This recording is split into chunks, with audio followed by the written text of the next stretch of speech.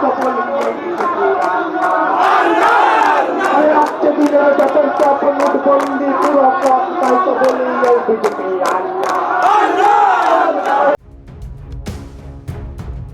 अपने अधिकारों के हनन होने के विरोध में किसान मोर्चा ने अपनी 10 सूत्री मांगों को लेकर अगरतला में एक विशाल रैली निकाली।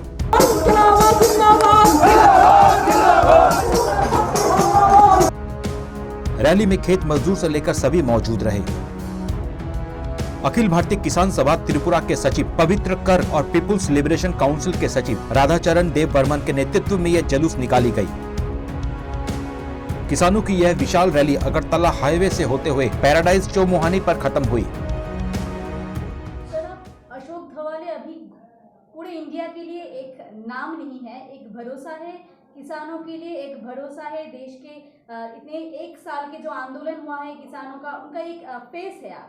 उसके बाद अभी आप लोगों का इतना बड़ा एक विक्ट्री हुआ है, इसके बाद आप लोग फिर भी राज्यों में जा रहे हैं, वहाँ पे ऐसे रैली कर रहे हैं, वहाँ पे प्रोटेस्ट कर रहे हैं, इसके पीछे की वजह जानना चाहते हैं। देखिए, एक तो ये आंदोलन जो था संयुक्त किसान मोर्चा से पूरे सामुदायिक तरीके से उसको लड़ाया गया और जीता गया, तो इसलिए वो पूरा कलेक्टिव लीडरशिप है, नंबर एक। नंबर दो, जो आपने पूछा, ये अभी किसानों के सभी सवाल हल नहीं हुए।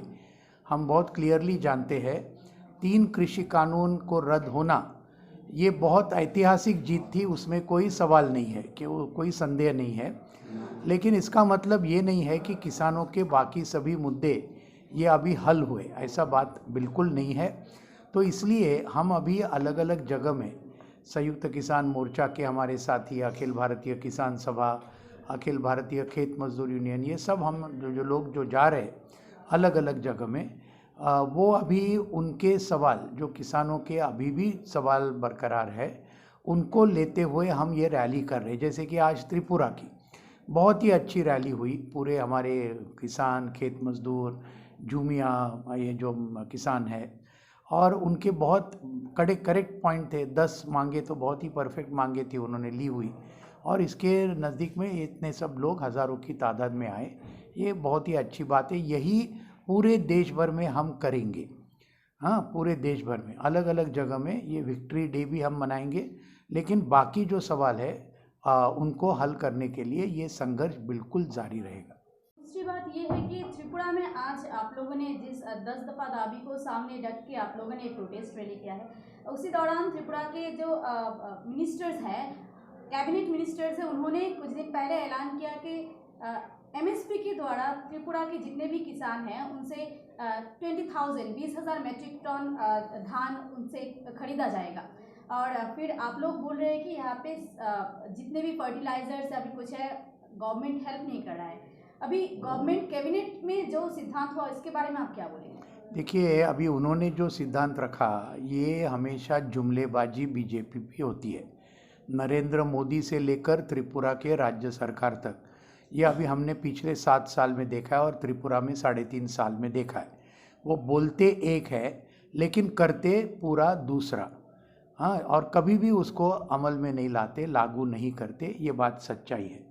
और अभी ये तो हमने देखा ना, अभी देखो त्रिपुरा में खाद का पूरा शॉर्टेज है, बहुत बड़ी कीमतें बढ़ी है और ब्लैक मार्केटिंग चल रहा है। अभी उसके बारे में क्या त्रिपुरा की राज्य सरकार कर रही है?